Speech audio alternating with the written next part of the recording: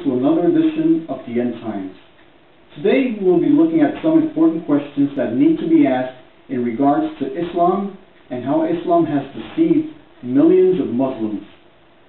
Our most important question today is, what kind of God are the Muslims worshipping? Who is this God that commands and obligates Muslims to give their life for him? Is this God beneficial to both Muslim men and women, or just Muslim men? Is Allah, the Muslim God, comes to you voluntarily, or do you have to go by force? Do you have to bow down to him by force or face death? Did this God die for your sins, or does he ask you to die for him? Is this God paradise beneficial to men only, or all Muslims? Why are young virgin girls, known as houris, and young boys used as slaves to serve drinks and fruits to Muslim men in paradise? Where do women fit in paradise? Are men the only ones reaping the rewards while children have to work as waiters? These are some of the questions that Muslims do not want anyone asking them. If you do, Muslims get on the defensive and get offended. But why? Could it be that they have no answers to these questions? Or could it be that they know the real truth and refuse to be exposed by the so-called infidel, which means anyone that refuses to accept Islam?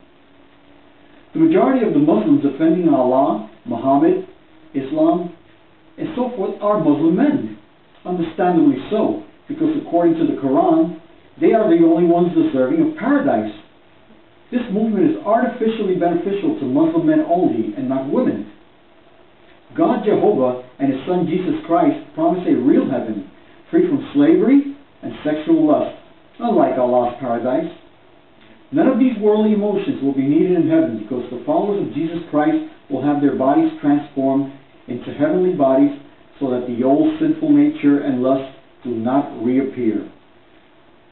Why does Allah promise men multiple virgins in paradise?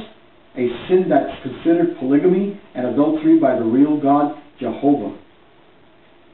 When Muhammad first introduced the movement of Islam with his wife Khadijah, not too many people were eager to join. Muhammad had to come up with a plan to make Islam appealing and irresistible to men. Muhammad knew how to attract men into Islam because he knew what most men crave for here on earth. He used the craving as a tool to lure men into Islam. Yet some still do not fall for this, or some still did not fall for this deceitful ploy and refused to accept Islam. Muhammad then went to plan B and implemented submission by force or death to anyone that refused. Anyone refusing to accept Islam would be branded as infidels, which would carry a punishment of death as a lesson to others who refused to submit. After Muhammad's wife, Khadijah, died, Muhammad was hated by the people. He then resorted to raiding caravans in Medina and stealing their possessions, as well as forcing men and women into submission to this movement of Islam. Women were forced to submit to their men as a way of being controlled by them and preventing women from creating an uprising or even having multiple men, just like Muslim men have the right to have multiple wives. Muslim children are brainwashed at an early age into hating Christians and Jews. This is done to keep them from learning the real truth and defecting from Islam. Muslims must accept not only Islam, but the Quran just the way it is written without any questions. And that is indicated in Surah 5, 101. Women must walk behind their man along with his other three wives, fully covered, only exposing their eyes, like mindless creatures. Allah calls women pollution in Surah 2, 222 and 223. And Muslim men treat their women as such. Muslim men are allowed to beat their wives for whatever reason they deem necessary or to keep her under control.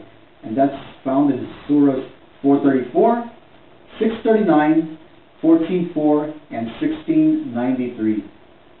This is the same ideology that Adolf Hitler had for the world. Muslims are forced and obligated to remain faithful for life. If they leave Islam, Surah 489 commands their relatives to kill them. Muslims are not allowed to go to any other religion but Islam, and that's located in Surah 2, 250, and 385. Now, that sounds just like dictatorship to me. Islam strongly encourages violence and hatred. Surahs 2:244, 2:216, 2:191, and 3:85. Also, Surahs 3:151, 5:33, 5:51, 5:82, 8:12, 8:60 through 65, and 9:5, just to name a few. Muslims claim to love and respect Jesus Christ, yet they do not believe in His word and hate Jews. Oh, by the way, Jesus Christ was a Jew. Muslims are encouraged and commanded to practice what is called al-taqiyya, which is the art of lying to the non-Muslim in order to achieve their goals and spread worldwide. That is commanded by Allah, to lie to achieve what you want. Now, one important question that we should all be asking and able to answer, and that is, are all Muslims violent and full of hatred? The answer is absolutely not. Muslims are simply following the commands and orders of Muhammad, Allah, the Quran, and radical Islamic leaders. Since those commands are violent in nature, Muslims must obey and act upon them. Some Muslims may not be violent, but the movement of Islam itself definitely is, which turns Muslims into obedient, violent soldiers. Jesus Christ promotes peace and love, and that's what Christians follow and act on. Allah promotes violence and hatred, and that's what Muslims must act upon. The Quran must be followed to the letter. If you read the Quran, you will see that it contains a lot of contradictory statements. The Quran, though, provides the reader with what to do when he comes across one of these contradictions. For example, if you have two passages that contradict each other, the one written later supersedes the one written earlier. The earlier passages were written when Muhammad was peaceful.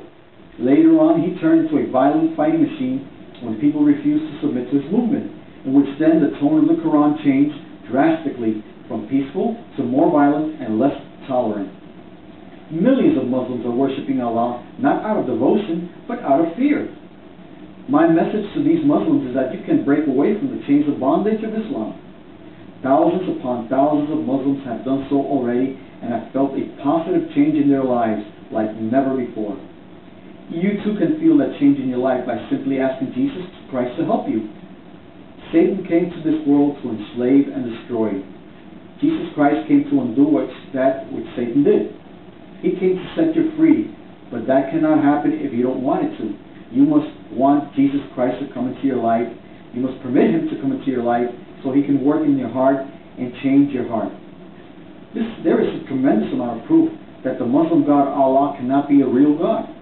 The real God is Jehovah, the God of Abraham, Isaac, and Jacob. The book of John in the Holy Bible clearly states that God the Father has a Son named Jesus Christ, who gave His life for all of us, including you Muslims. And He is soon coming to take away His church and all those that believe in Him. May God bless you. If you would like further information concerning this topic, please visit my website at www.endtimes.com.